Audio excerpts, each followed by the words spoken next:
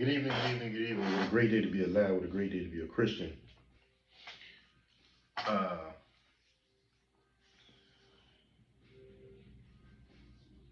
Went to church today, man, as usual, of course.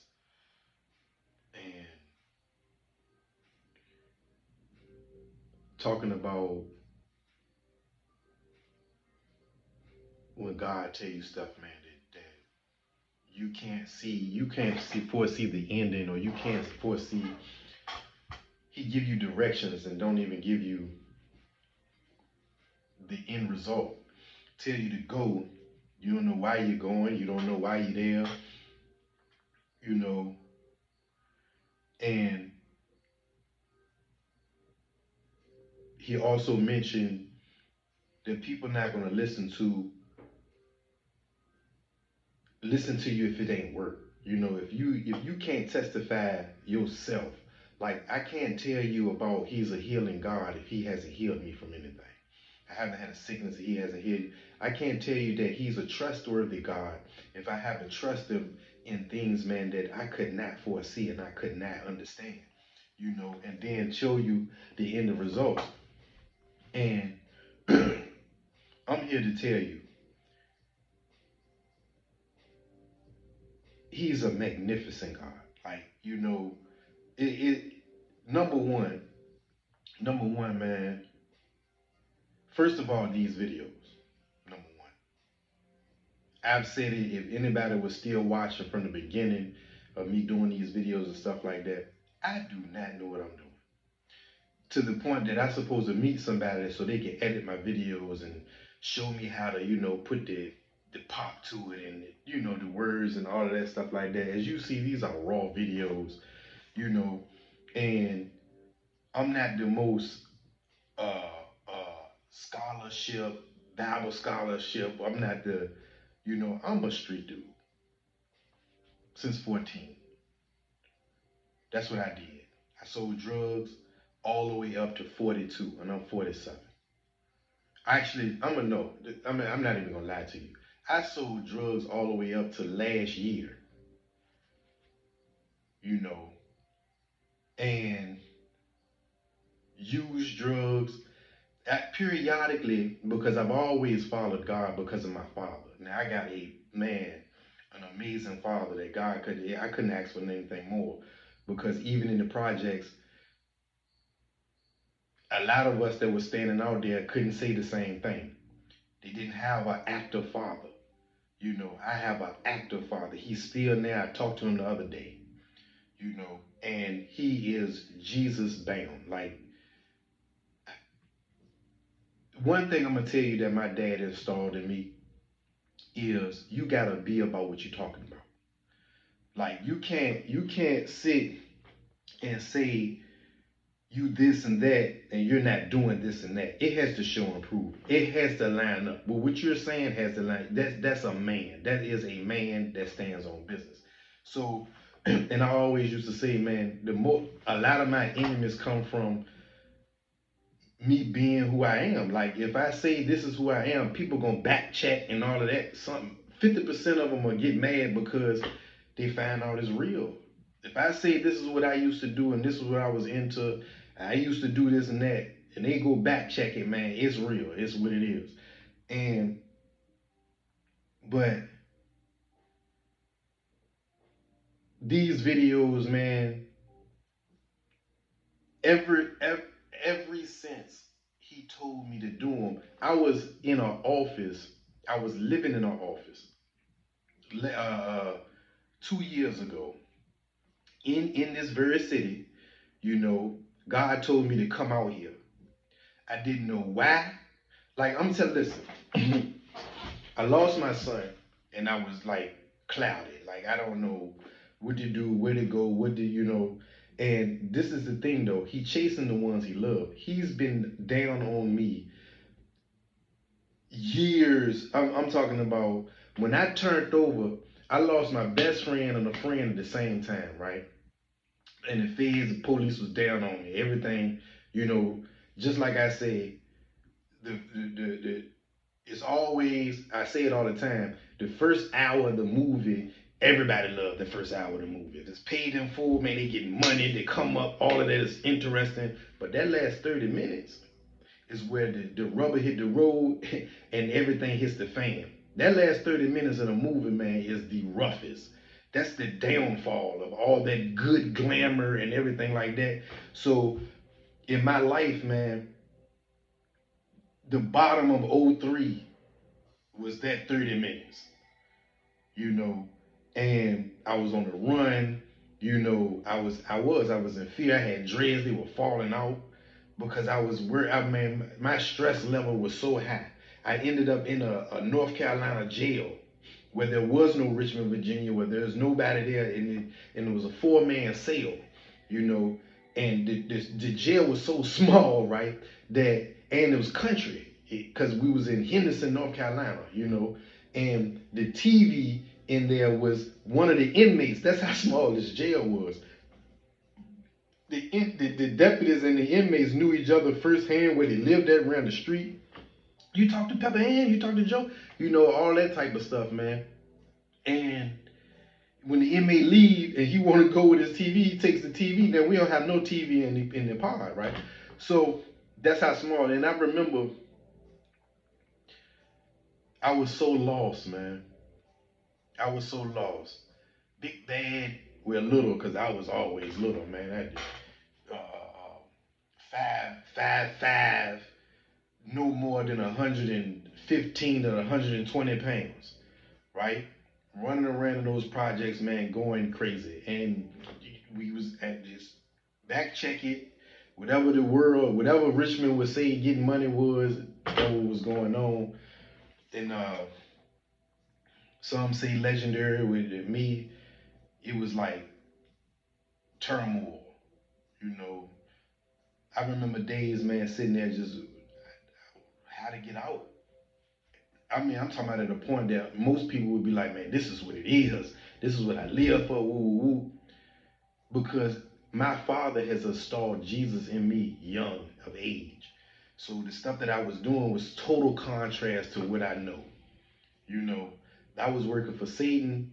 I was out there doing, you know, total contrast to what my dad was. I remember one phone call my dad said, I said it before. He said, man, listen, when you find my son, tell him call me. And I was on the phone with him. I couldn't understand it then, but I understand it now. You know,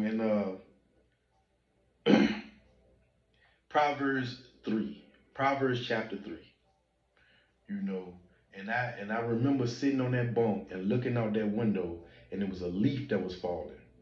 And I told God, man, I said, man, if you can grab me now, like that leaf, wherever you blow, I will go. You know, and Proverbs 3, it was a Bible sitting in the window. I picked it up. It was the third day that month. Whatever month that was, it was the third day. So I opened it up and I read that, you know, and that was the start of me fully trying to devote my whole life. Like I was convinced now from that time all the way to now, I was addicted. I was addicted to the streets. I was addicted to, you know, what people say. You know, the streets will make it seem like they need you, and they do every person that come from home from jail. They do every single person. You know, oh man, we miss you out here, man. These people ain't got this, and they don't, you know, and they just that's Satan, man. So, um, but I kept going. You know, lost more friends, lost more, just lost more. You know, the more I gained, the more I lost. The more I gained, the more I lost. I had good runs, you know, make money, do all of that, you know, but everything else come involved with that, you know, protecting your money, all of that, everything came with it.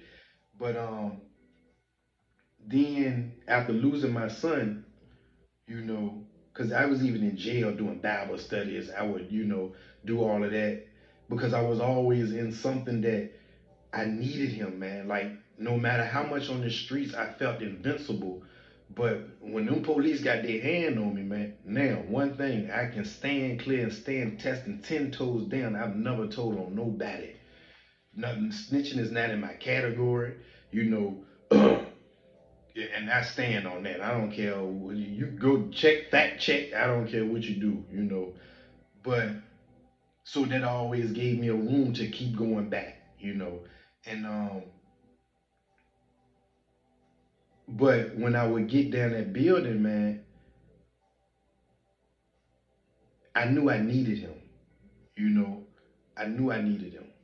I needed him to be an intercessor for court, because it could go left or right at any moment. I could be in here forever, or I could be in here, you know.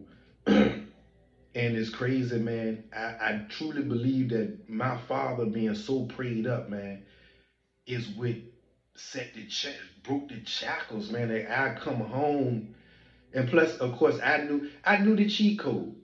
I knew the cheat code. I knew that if I turn my life over to God, man, I believed in the Bible. I believed in everything that was written in it. I just won't live in it. But I knew that it was a God that was so merciful that if in my heart I did not want to, do this, or work for Him and put in that work for Him. That's why I truly believe that it has to be work that you have to do. There's no such thing as you just saying you believe. Believe is a verb, but to believe is a verb. It's not a pronoun. It's not a noun. It's a action word. You have to do it. So if I say and profess that Jesus is my Lord and Savior, He died and risen from me, if I believe that, then that means the rules He set forth is real. Anything that He said that you should do with God, you have to do, and then there's a reward that's on the other end that you should expect. And I did it every time. Every time, man. I remember one time they put the cuffs on me. I prayed to God right then and there. In front of the police, He stood holding the cuffs. He just watched me. And when we went into the magistrate and stuff like that, He spoke on my behalf. You know, He could have easily been like, man, nah, we need to do this with these drugs and woo woo woo, because it was ecstasy pills. They was new to it. They ain't know really what it was. But He really could have been like, look, no, we gonna test this. I think we should give him. I don't know what charge we should give him for this, because I've never seen this, but I'm pretty sure these are drugs. But He went in there and was like, I don't know what these is, so I'm gonna just hold on to these, and later on we'll put them in the lab or something like that. But I don't want him to get a charge for it, but I'm gonna just hold on to them. Right then and there, that's law. That's one thing I do know. I'm not a stupid person. I always studied law and all that, how to weave through, how the law can help me at the end.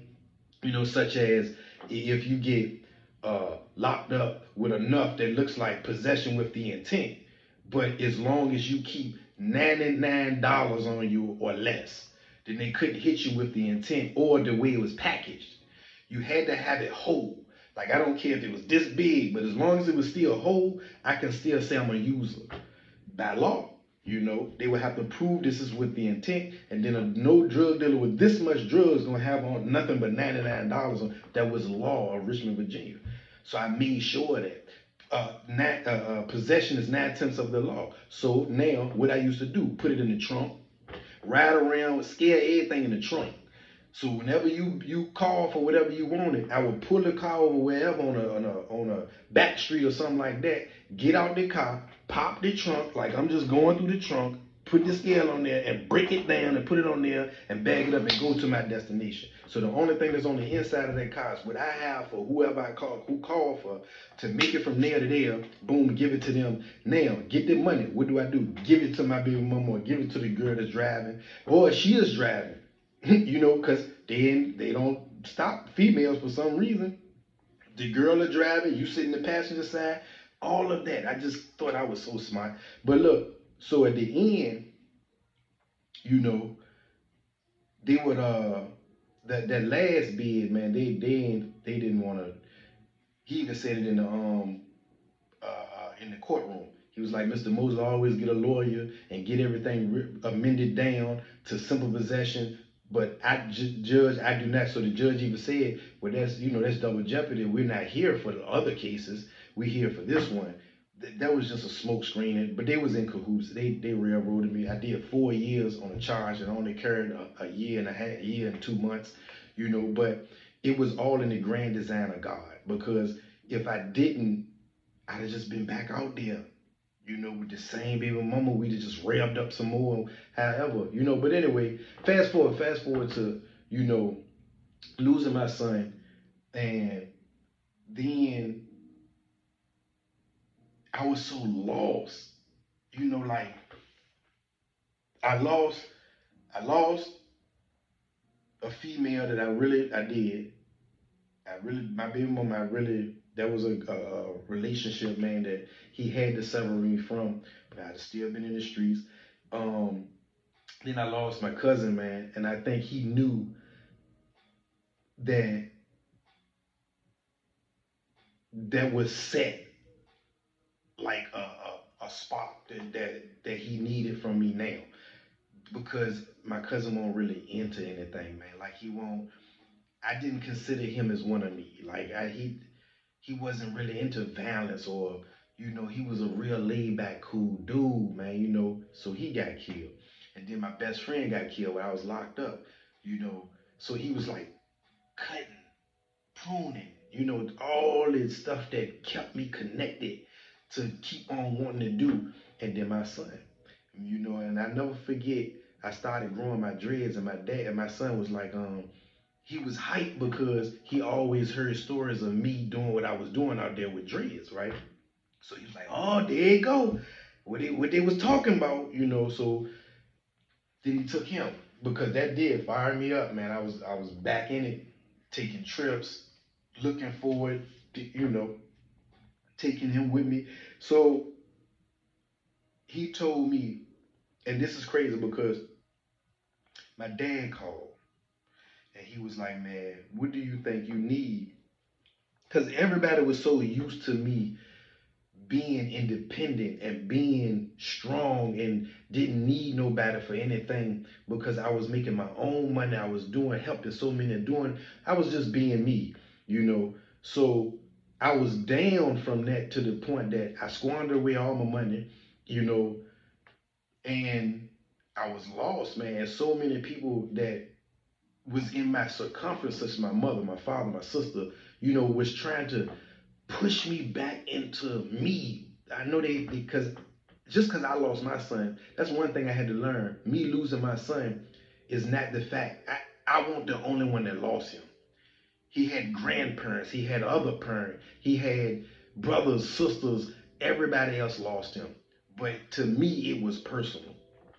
It was. I felt like nobody understood, because, and beyond popular belief, street fathers ain't really, connected with their kids. They just invisible dads and just give money and up. But me and my son had a relationship.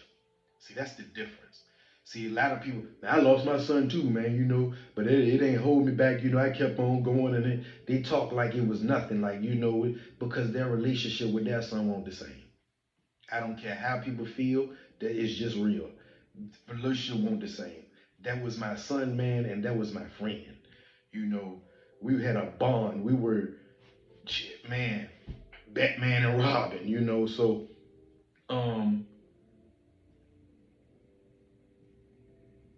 they tried, and so my dad, and this is how Jesus set it up, man. Like, this is, my dad called me and said, man, what you need? And I was like, man, I don't know, a car.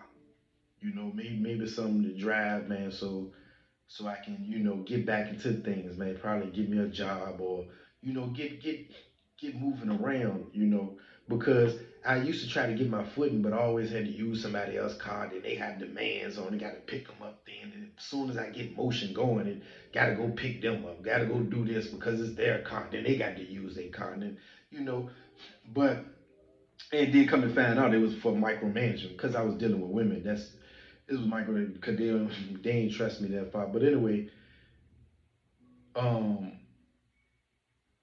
my dad bought me a Jeep. Well, he put it down to payment, he down deposit on it. He put the 1,200 on it. My brother, which is sell cars and stuff like that, he did his little working magic, made my income look good, and got the truck. And when I got it, of course, I still, tried to ride around in the city. I really was trying things, but it won't really doing nothing, you know. Ever since my son, I tried things, man. It wouldn't do that. I tried to sell this and tried to sell that. I get a little motion going, you know, cause of my name. I might get, you know, $2, 3, $4,000 going off people just giving me or fronting me, you know, stuff like that. And it still, I didn't have the enthusiasm, man. Like I didn't, like God killed it. Like He killed that whole passion, you know, of it when my son left. So I would just do enough, you know, then end up owing people and then get it in my heart and man, I don't F that. Like, you know, I did it, it's gone, what you want to do? You know, so then he just said, go. He said, go. And I was like, go where? Like, you know, he said, man, you got the truck. And it's like in my head, I gotta pay the insurance and I gotta pay the because I bought some insurance for my little trading or whatever, and I paid a car note. Like still can go in the thing, and I can see sometimes it pops up on my Credit Karma. You know how I was paying it every month. No job, not knowing how to, not knowing anything.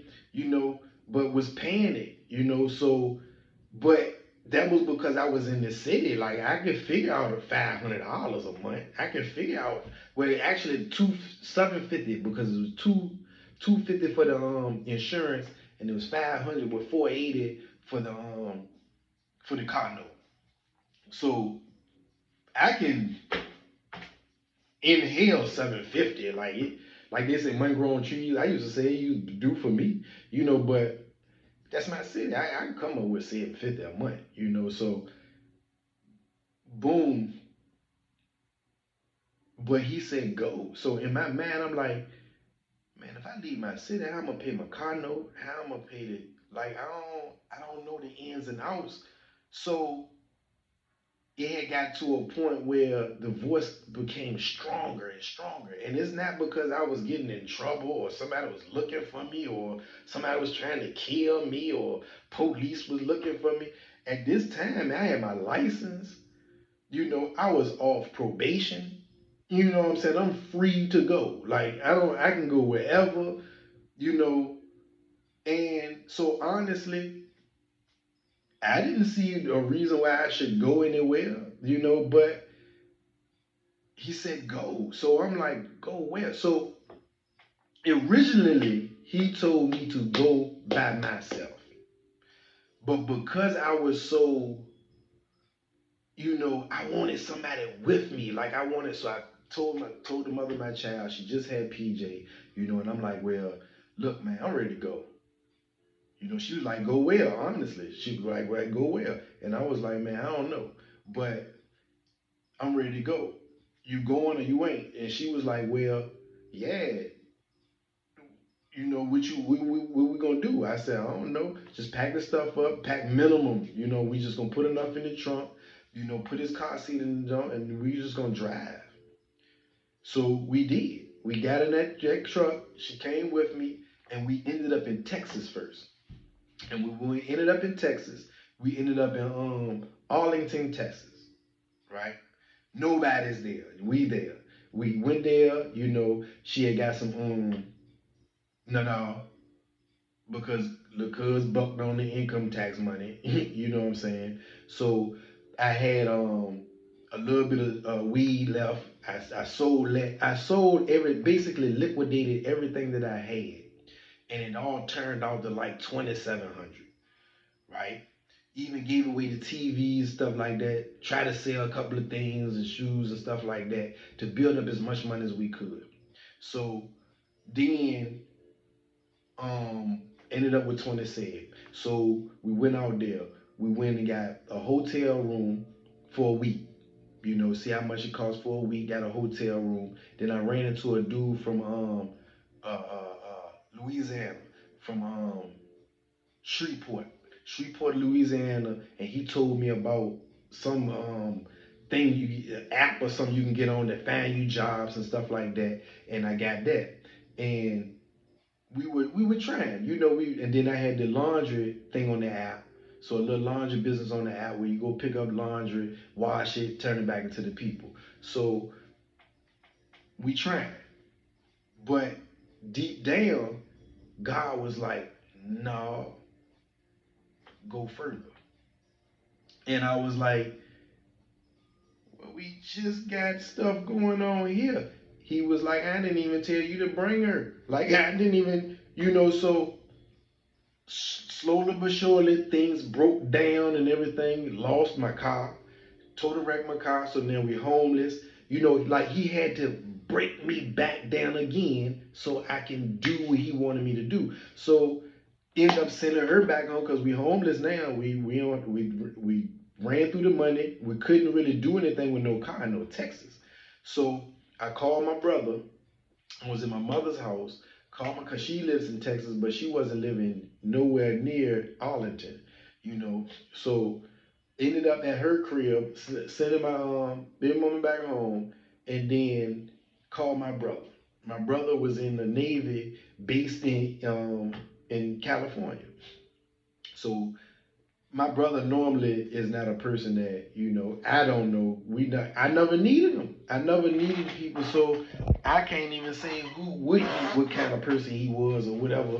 But I called on him, and my mama was like, I don't know if he'll let you live with him, but call him and see. So I called him. He was like, man, come on out here. Boom. So I came out, and when I came out here, God was like, okay, now. So I'm still lost. Now what? Like now what? Like I don't like now what? I'm out here now. I don't have any money. Now I don't have a car. Now and then the crazy thing about it, my brother had two cars. And I didn't listen to him, listen to God again. I was on my way out here.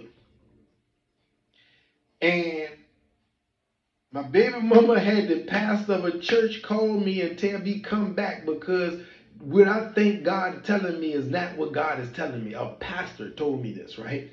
So I came back. I went back to Texas. I was on the bus. I went back to Texas, back to where she was, only for it did not work still because this was the thing. She was in a hotel, you know, and I was like, look, God is telling me to go out California. If you could just, because the hotel is paid up. The hotel's paid up. When I go out here to Texas, go out here to California, my brother got two cars. I'm going to use one of the cars to do the laundry. And when I do that, when I get something up, I'm going to bring y'all out. She was too scared. She never left Richmond, Virginia by herself. She never been, and then I got her all the way in another state by herself with PJ.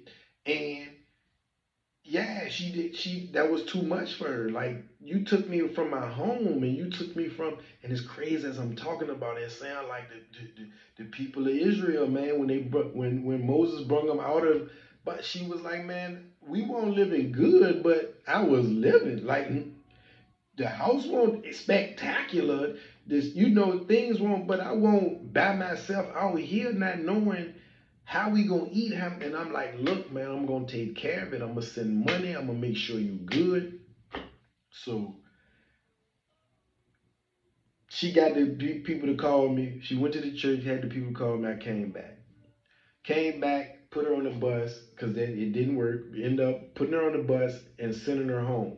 Sent her home. Then I left and went back. So man, by the time I come out here now, my brother has sold the other car. So now, because I stutter step on what he told me to do, now I don't have that means. So now I come out here, I don't have a car, don't have anything. And it was this guy, man, Calvin. Calvin pulled up on me in Lowe's when I was working selling solar. And he told me about a church named Bayview. And he was like, man, if you think, he said, man, have you seen any, have you found anyone and rubbed his skin? Have you seen us yet? And I was like, man, no, I don't see none of us out here.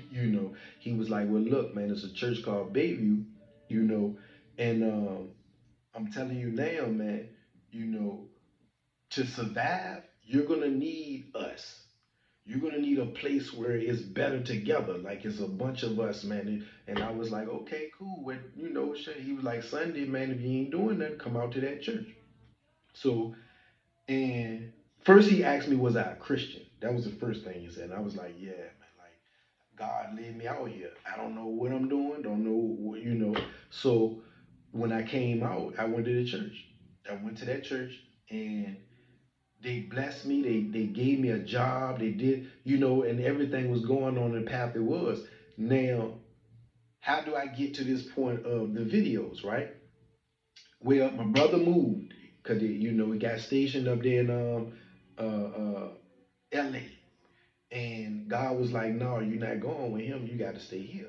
So I'm like, man, well, where I'm going to stay at? So I was on the hunt for, getting an apartment, almost had that. Long story short, I ended up in an office space, downtown, staying in that.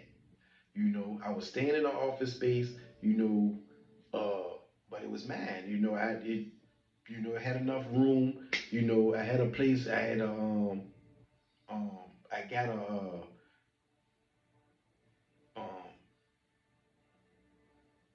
at the workout. What is it, Planet 24-hour fitness. 24-hour fitness. That's where I took my showers and stuff like that. And then I bought a car. You know, bought a car from these people, real good people, still go to the church to this day, his son and stuff like that. Bought a car from him, and then I had gotten to selling cars because he had more cars that, because they used to tow cars and people wouldn't come get them. So all he wanted was the money that the people owed, he would transfer the car. So the cars were like $2,000, I just flip them. Buy 2,000, boom, get another one. So I was doing that. And one day, man, I was sitting up in that office and God said, I want you to do videos. I want you to spread my word. That's what he said. I want you to spread my word through your life on videos. And he didn't specific because the way I really remember it, it was basically, I don't want you working. I want you to do my word. Like doing my word would suffice enough for you to eat. Doing my word would suffice enough for you to live. And in my mind, I couldn't fathom living off me talking. I always hustled. Like it's always an item that I obtain and then I sell it. It's, get it for low, get it, so that's the only way I knew how to make money. Like to talk and make money.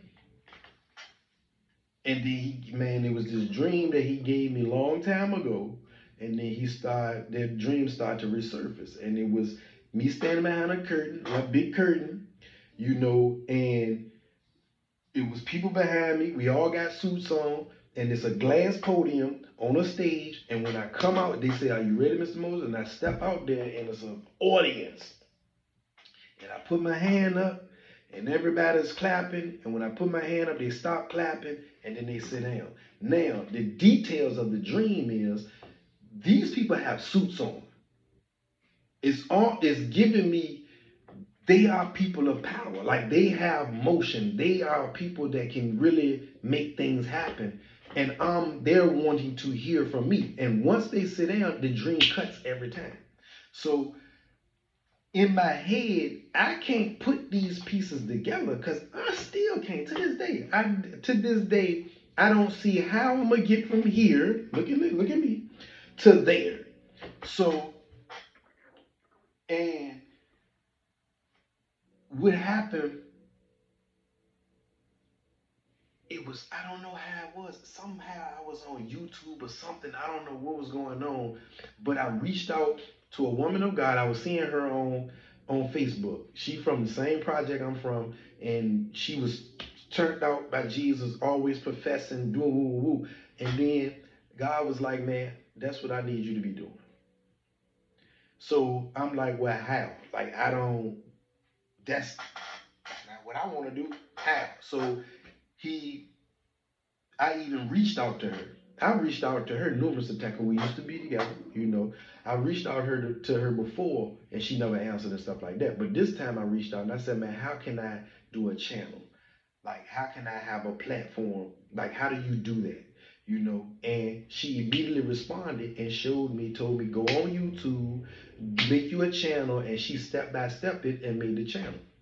So for a long time, I didn't even know how to do the videos and take the videos and put them on YouTube.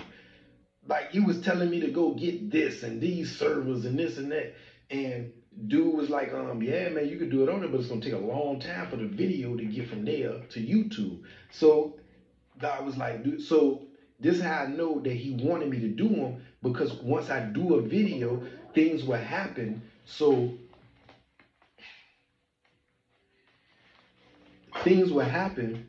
So then good things like if I didn't know how I was gonna get some food or how I was gonna pay the rent for the office or and things like that, man. When I do the video, something will come through, a quick $1,000 or it'll and it'll do that. So I caught on. So okay, all right, you need me to do these.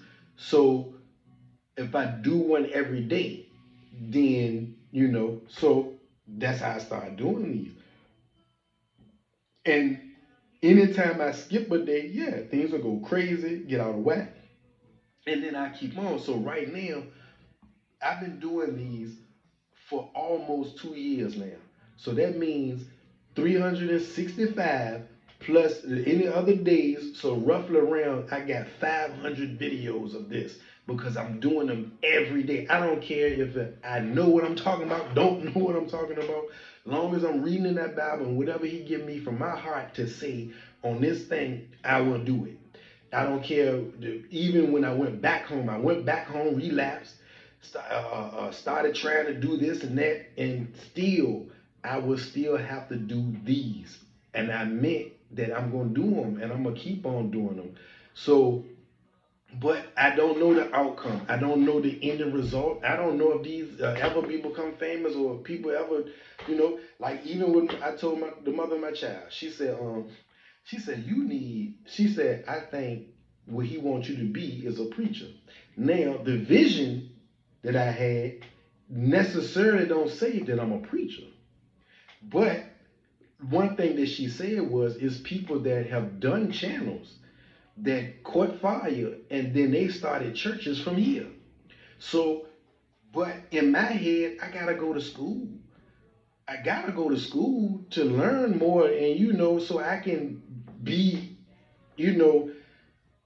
like other preachers, man, the way they break it down and the way they get so they can entertain, I don't want to say entertain, but capture people so people can understand and simplify it enough that people can really understand what I'm conveying to them. So the education. And I'm not gonna lie, man. Sometimes I don't want to get into that field because I know that it's gonna be things that I'm gonna say that's gonna ruffle feathers of those that are high esteemed school. They got all that these scholarships behind them, and they're gonna try to make me feel like I'm stupid or small and I don't know what I'm talking about. But everything that I'm talking about comes from my life, comes from everything that I have tried and seen it happen through my life. It's none of this stuff come from me going to a school or anything. It all comes from my life and what he told me to do and how it turned out and the lessons and stuff that he showed me. That's exactly what all of this stuff comes from. Every time that he showed me how things are, like every step in my life. Like I'm one of them people, man, that used to try to hold on to my money. He the one that made me see to let it go is how you get more. I'm not sitting here saying it because I need money for me. He's the one showing me what happens when you really trust in him. He's the one that's showing me that when I don't have a dime, who really puts food in my stomach, who really puts money in my pocket, who takes care of me. Or the fact that when I did have money, how much I didn't lean on him at all. I leaned on me. So a lot of the stuff that I'm saying And what I'm going through is because this is stuff he's showing and teaching me. I used to say this all the time. I give unbiased information. Because same thing I'm telling you is convicting me at the same time. I got people in my life right now that I've just started really asking them stuff since my son died and trying to make me feel like I'm a user. Man, listen, I hate asking a person for anything because I know they're not going to act like how I do when people get stuff from me. I never called it to remembrance when I give it to somebody else because I don't care. I don't care about money. Like, I don't care about items. I don't care about nothing. I like to look nice, yeah. But even that, I'll give somebody my shirt. And this is well known. It's well known. I don't care. What I care about is relationships. People. If a person don't like me, I aim to fix that and change it till they like me. I have a knack for it. Turning enemies to friends. So I've had people, man. Oh, he come again. He acts on it. Oh, he here for to use this. Or he here, man. I didn't never want to do it. This is something that God is humbling me to. So whenever I get to a point, I'm going to always remember what I went through, and I'm never going to put a person through that. You need. I don't care what you do with it. To this day, I ride around with dollars and stuff in my visor. So whenever I see people on it, I don't care what you ready to go do with that money. I have no cares. Here. And all I say is, Jesus told me to give it to you. I have little to nothing. But if God tell me to give it, I'm going to give it. Straight like that. True story. I only had $65 on this round right here. I had $65 and I had $85 in EBT. And God told me to take the EBT, buy what you would buy for yourself, because that's as love thy neighbor as you love yourself. How you love yourself. Don't give nobody no hand-me-downs. Don't give them what you want. You want to keep, to hold. Buy what you would buy and give it, and take that $65 and give it to your children. However you do it, do it. Emptied it to the point I only had $6 in a place right now that would fit a gallon of gas. 91 gas that goes in the car that I had was $7. I only had $6 left, and he told me to go to church. I was like, man, if I get to that church, I'm not even gonna be able to pull off. How in the world am I gonna pull off? I only went to the church, man. A man blessed me with $3,000. I'm never going to forget him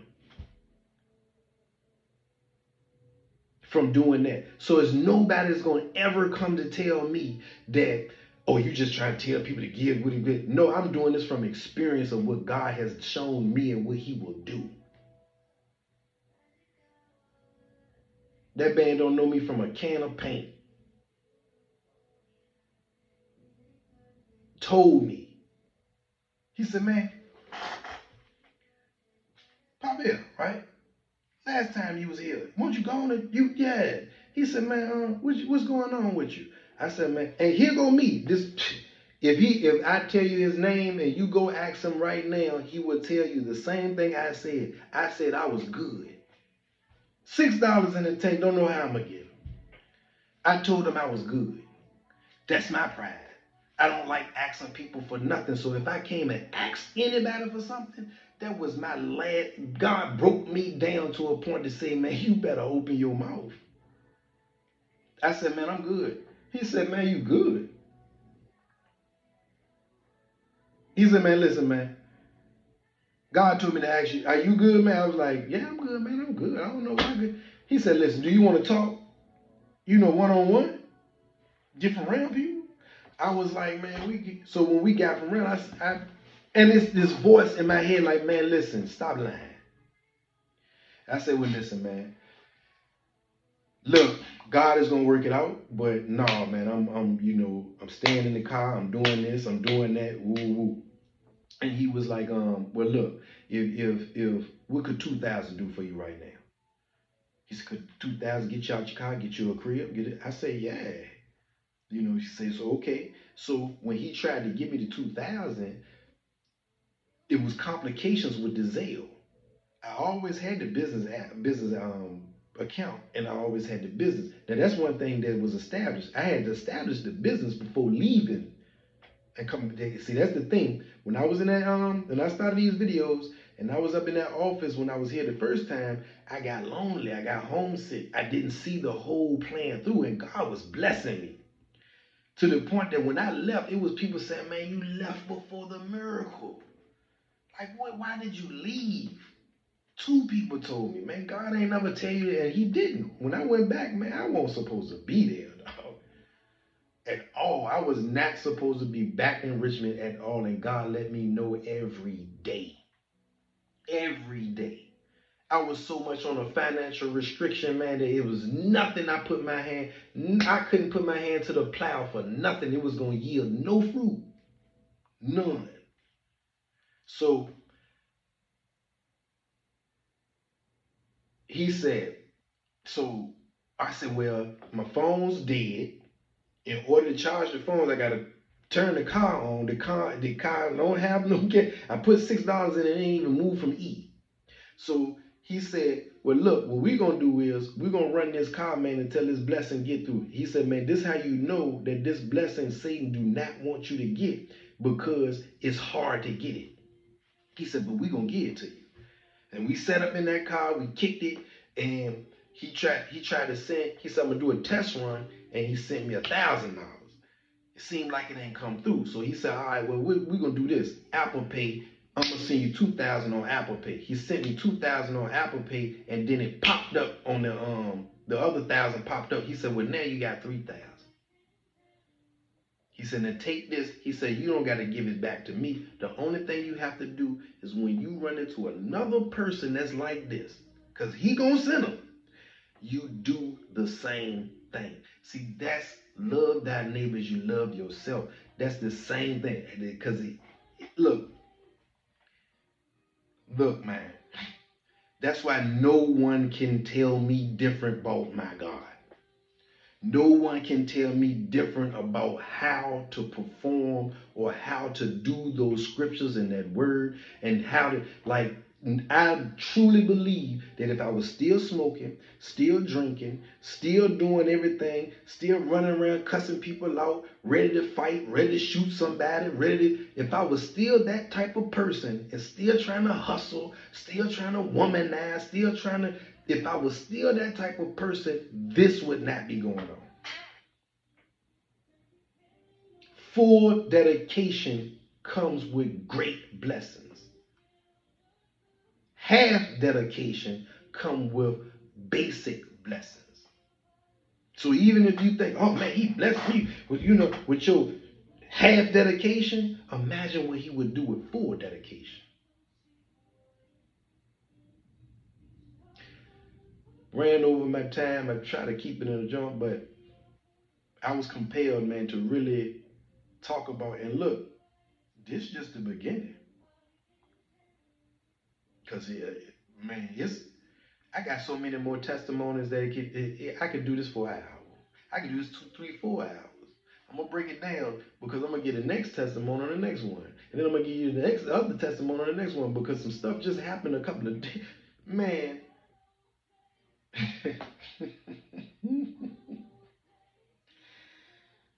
But listen, boy, out here. Look, so I'm gonna keep doing these as long as God is not mad at me. In Jesus' name I pray. Amen.